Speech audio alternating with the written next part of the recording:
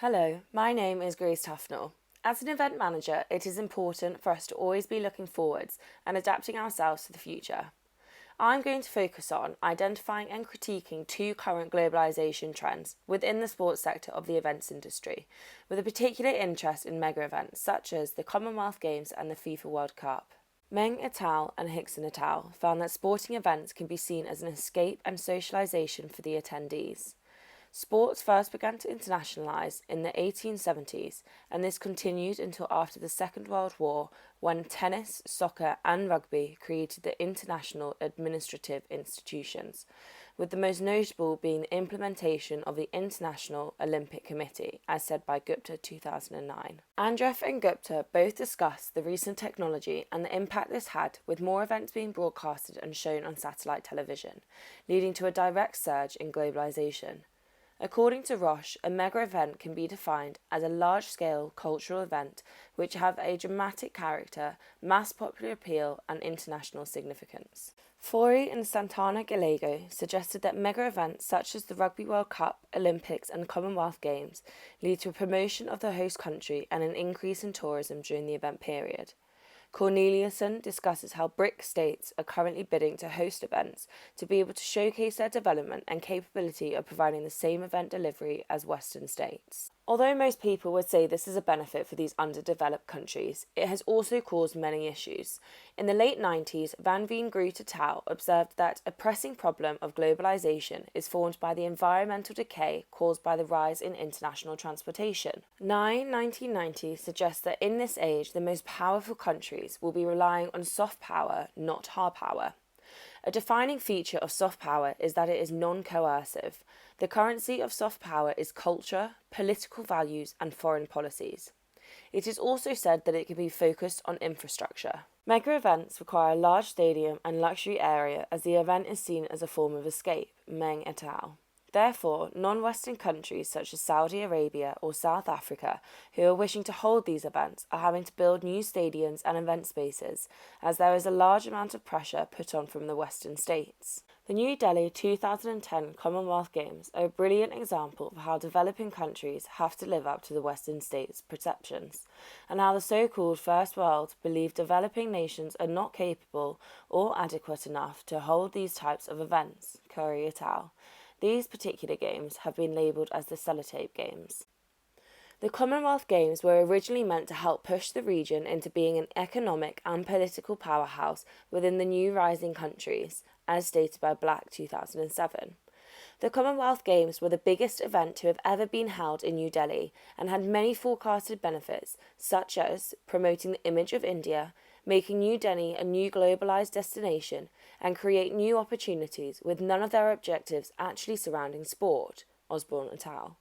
Unfortunately, on the opening of the venue, it soon turned into a debutante's worst nightmare, Carter 2011, with reports quickly surfacing regarding the conditions of the event spaces.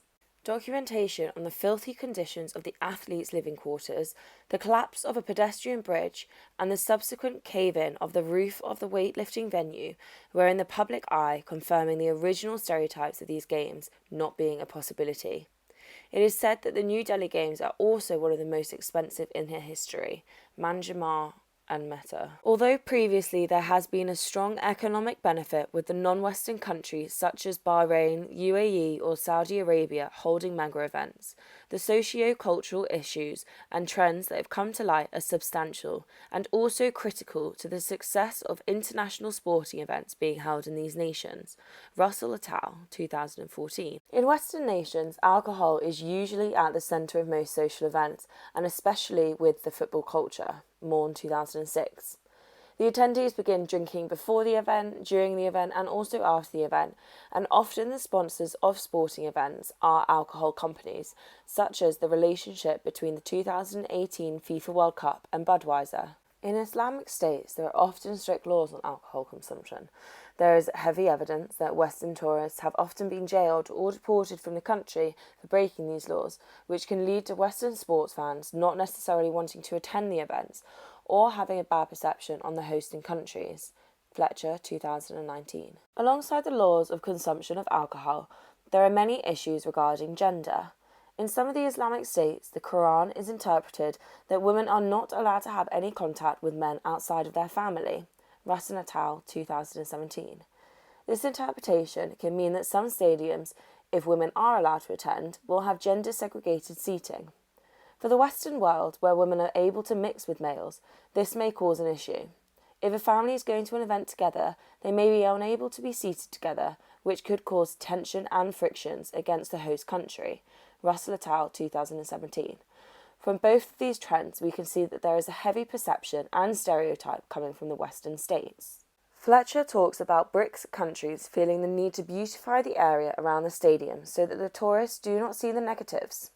This can be seen for the New Delhi Commonwealth Games, as the original budget stood at $1.3 billion, but it quickly expanded to 12 times the amount, ending up being $15 billion, which was almost 7 times more than the Melbourne Games in 2006. Palmer explains the reason for this could be because developing nations not only are pressured to match the Western nations, but to achieve greater.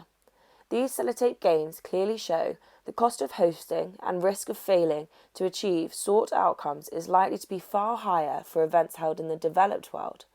Dowse, 2014. As Greekson explained, mega sports events do have a negative effect on the host country, particularly if the event does not go as expected. Most Western sport fans are less likely to attend the mega events, such as the FIFA World Cup in Qatar, if they are not going to be in the same atmosphere as they enjoy and are used to. This can leave a negative memory on the host country. Therefore, I believe that currently the main question to be concerned with is whether it is fair to expect non-Western states to deliver the same level and type of event as the Western states have been for so long. The Commonwealth Games being the best example, as it has only been held in non-Western countries 4 times. Thank you very much for listening, and I hope it was informative. Does anybody have any questions?